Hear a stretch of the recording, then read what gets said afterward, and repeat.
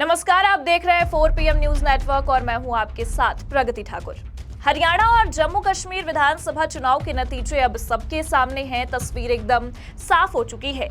इन नतीजों के साथ ही बहुत कुछ साफ हो गया है। मसलन हरियाणा में ना लहर थी, ना आंधी आने वाली थी और ना ही सुनामी जैसा कुछ आने वाला था। दिखा तो सिर्फ एक चीज, वो है बहुमत, जो हरियाणा में बीजेपी को मिली है और कांग्रेस के खाते में एक बार फिर आई तो हार। हरियाणा का नतीजा कांग्रेस के लिए चौंकाने वाला था और भाजपा के लिए बड़ी राहत लेकर आया।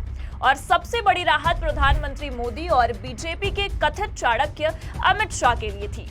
दरअसल लोकसभा चुनाव के नतीजे आने के बाद से प्रधानमंत्री नरेंद्र मोदी के नाम पर जो कांग्रेस ने बट्टा लगाया था, उसे हरियाणा चुनाव के नतीजों ने थोड़ा धो दिया है।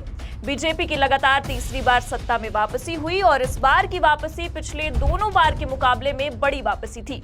इतनी बड़ी जीत बीजेपी को 2014 में भी नहीं मिली थी, जब प्रधानमंत्री मोदी की प्रचंड लहर थी। हरियाणा चुनाव के नतीजों में बीजेपी जीत और कांग्रेस की हार को लेकर कांग्रेस पार्टी की समीक्षा बैठक हुई है, जिसमें कांग्रेस नेता राहुल गांधी स्थानीय नेताओं पर जमकर बरसे हैं। राहुल गांधी ने स्थानीय नेताओं की जमकर फटकार लगाई है। राहुल गांधी ने गुस्से में शैलजा और हुड्डा की बोलती बंद कर दी है। उनकी कही हुई बात के आगे हरियाणा के नेता बोल नहीं पाए हैं। राहुल गांधी ने इस बैठक में कड़े शब्दों में बड़ी बात कह डाली है। राहुल गांधी ने कहा है कि पार्टी के नेताओं ने पार्टी से ज्यादा निजी हितों को तवज्जो दिया है। राहुल गांधी के इस शब्द में बड़े मायने नजर आते हैं और ये बातें हरियाणा चुनाव के जमीन पर दिखी भी। हुड्डा और शैलजा के मनमुटाव सार्वजनिक मंच पर दिखे भी। राहुल गांधी ने इस खाई को पाटने की कई बार कोशिशें की, लेकिन नेताओं के हाथ तो मिल गए, लेकिन उनके दिल नहीं मिल पाए। और ये सिर्फ शीर्ष नेताओं में ही नहीं दिखा, बल्कि जमीनी कार्यकर्ताओं में भी देखने को मिला। राहुल गांधी ने चुनाव के दौरान जमीन पर इसको भांप लिया था, लेकिन वो चुनाव का समय था, इसलिए राहुल गांधी ने मंच से दोनों के हाथ मिलवाकर उसको मिटाने की कोशिश की और जनता में संदेश देने की भी कोशिश की। लेकिन आखिर में हुआ वही जिसका अंदाजा कांग्रेस के किसी भी नेता को नहीं था।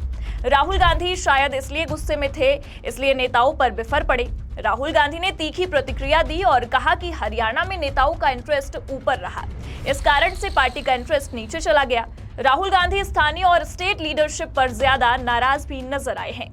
कांग्रेस पार्टी की यह मीटिंग ज्यादा लंबे नहीं चली, बल्कि आधे घंटे में ही खत्म हो गई। कांग्रेस नेता अजय माकन ने कहा कि हार के कारणों पर चर्चा की गई है। पूर्व सीएम भूपेंद्र हुड्डा और कुमारी शैलजा के मतभेदों पर अजय माकन ने कहा है कि हार के बहुत सारे कारण हैं, जो चुनाव आयोग से लेकर नेताओं के मतभेद तक है।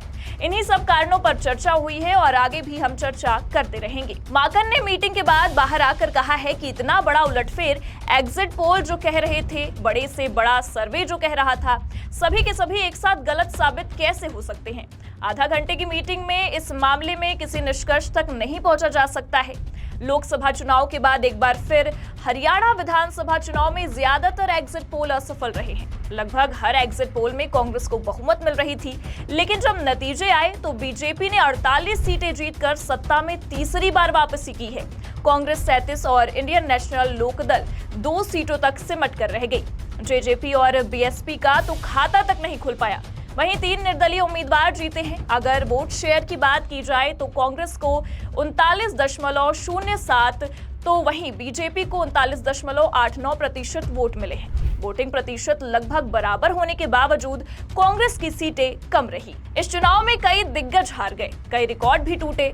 आदमपुर विधानसभा क्षेत्र, जहां साल 1968 से लगातार भजन लाल परिवार के सदस्य ही जीतते आ रहे थे, यहां से भव्य बिश्नोई को हार का सामना करना पड़ा। अभय चौटाला इलाहाबाद से चुनाव हार गए।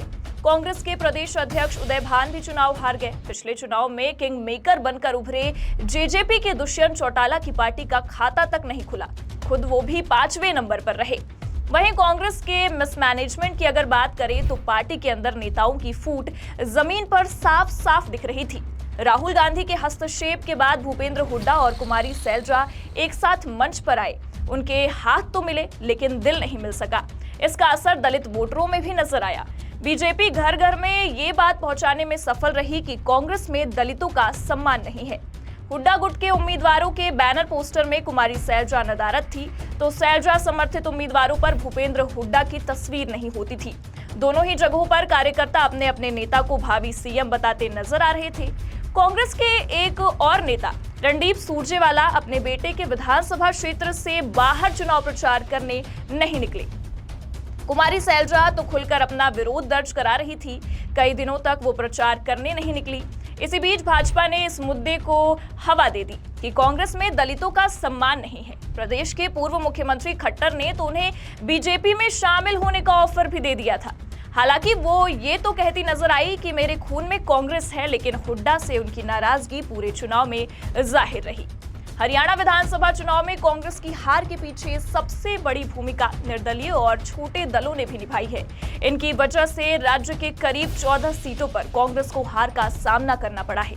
चुनाव आयोग के आंकड़े ये बताते हैं कि इसी साल हुए लोकसभा चुनाव में अन्य के खाते में 2% से भी कम वोट आए थे, जबकि इस बार के विधानसभा चुनाव में ये आंकड़ा करीब 12% तक पहुंच गया।